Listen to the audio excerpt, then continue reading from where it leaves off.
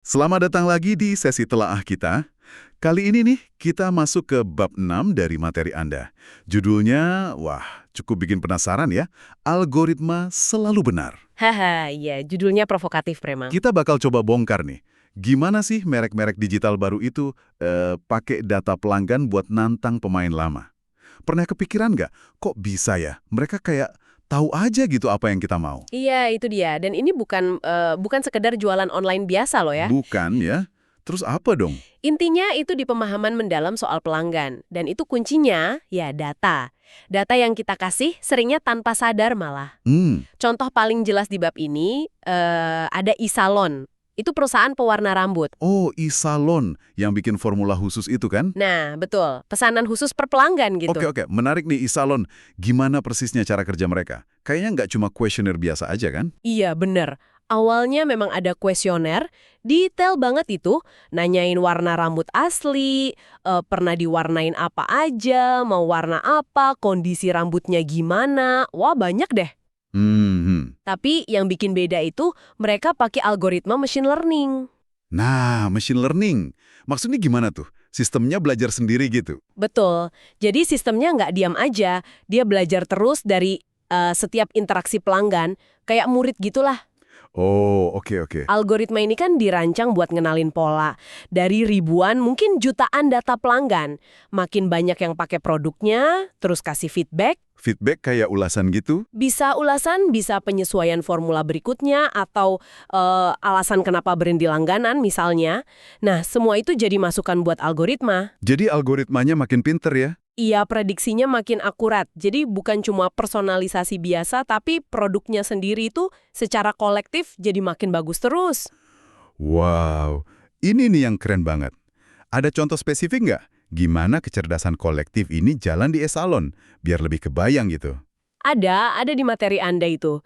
Contohnya gini, algoritma e-salon itu nemuin pola. Ternyata banyak pelanggan yang minta warna pirang paling terang. Tahu kan platinum blonde gitu. Iya. Nah, mereka itu ternyata dalam jangka panjang lebih puas kalau formulanya ditambahin sedikit campuran warna biru.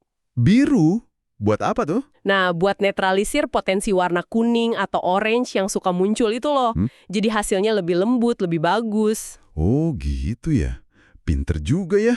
Dan kerennya lagi, sistemnya itu proaktif. Jadi buat pelanggan baru yang permintaannya mirip, sistemnya otomatis nyesuaiin formulanya. Udah ditambahin biru itu, padahal pelanggannya nggak minta secara spesifik.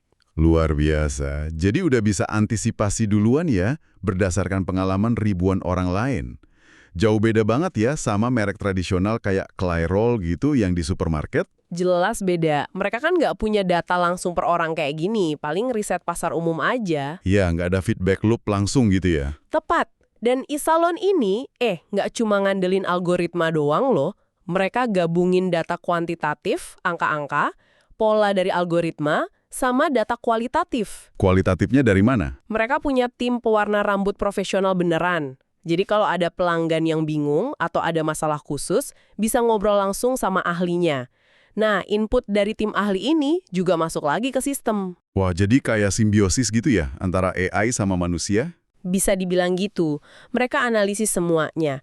Mulai dari kapan sih pelanggan biasanya berhenti langganan, sampai harga diskon yang pas buat produk tambahan kayak sampo misalnya. Makanya salah satu pendirinya bilang, kami ini intinya perusahaan teknologi yang kebetulan jualan produk kecantikan. Masuk akal banget sih. Nah, pola kayak e-salon ini, apakah cuma dia aja, atau emang udah jadi tren di merek-merek digital lain yang disebut di materi kayak Stitch Fix, Warby Parker? Wah, ini jelas udah jadi pola, bukan cuma e-salon. Stitch Fix buat baju misalnya. Mereka pakai data preferensi gaya kamu, ukuran, feedback baju sebelumnya, bahkan mungkin tren dari Pinterest buat milihin baju yang kemungkinan besar kamu suka.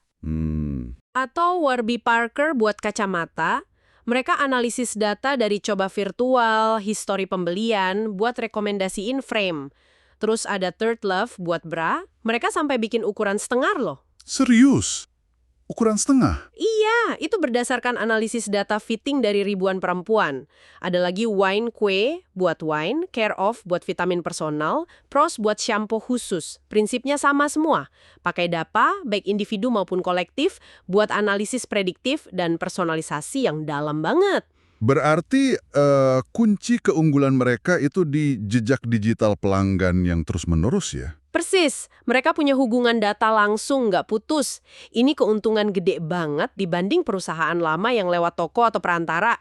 Iya ya.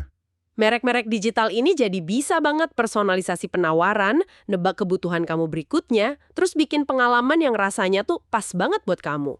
Loyalitasnya dibangun dari situ, dari rasa dipahami. Jelas banget sih kalau gitu. Kekuatan data sama algoritma ini benar-benar jadi senjata rahasia ya buat mereka ngacak-ngacak pasar lama. Nah, dan ini nyambung ke satu pertanyaan penting buat kita renungin bareng, yang juga disinggung di bab ini.